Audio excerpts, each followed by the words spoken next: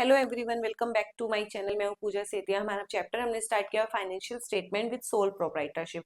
इसमें हम टीएस ग्रेवाल की बुक से प्रैक्टिकल क्वेश्चंस कर रहे हैं। अब नेक्स्ट क्वेश्चन करने जा रहे हैं, स्क्रीन पर देखिए। From the following information prepare trading account for the year ended 31 March 2025। आपको दिया हुआ है adjusted purchase, sale, closing stock, freight and carriage inward, wages, freight and carriage outward.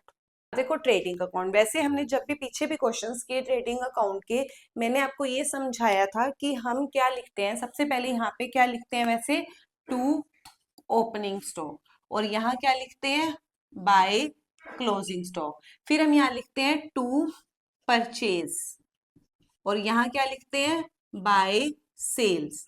तो ये कुछ चीजें हमारी कंफर्म होती है। लेकिन इस क्वेश्चन में हमने पढ़ा कि आपको दिया हुआ है एडजस्टेड परचेज। एडजस्टेड परचेज का मतलब होता है ये ओपनिंग स्टॉक, परचेज मतलब परचेज का भी मतलब नेट परचेज। नेट परचेज का मतलब होता है कि इसमें से रिटर्न माइनस हो चुकी है।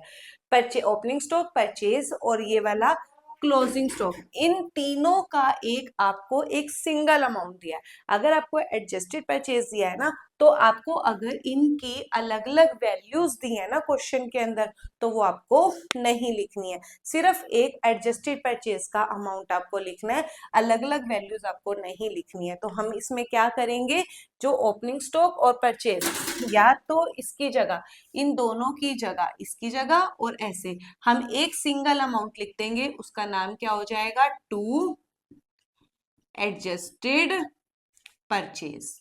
हमें इनकी अलग अलग वैल्यूज अगर दी भी है तो हमें नहीं लिखना।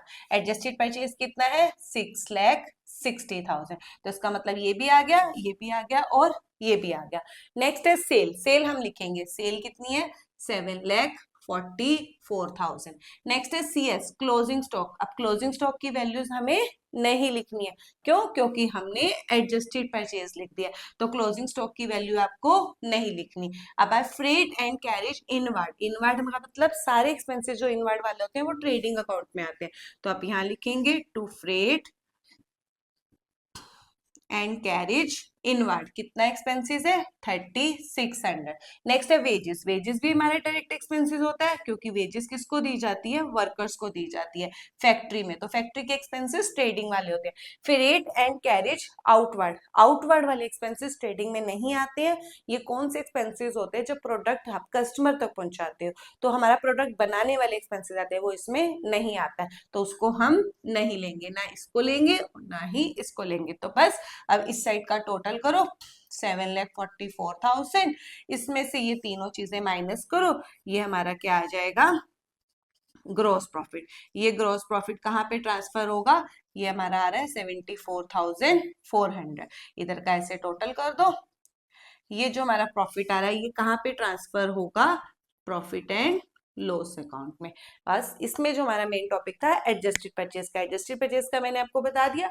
ये वाला और ये, इनके अगर अलग अलग वैल्यूज आपको क्वेश्चन के अंदर दिए और रिटर्न्स भी इवन नेट परचेज लिखा, तो वो आपको नहीं लेनी है।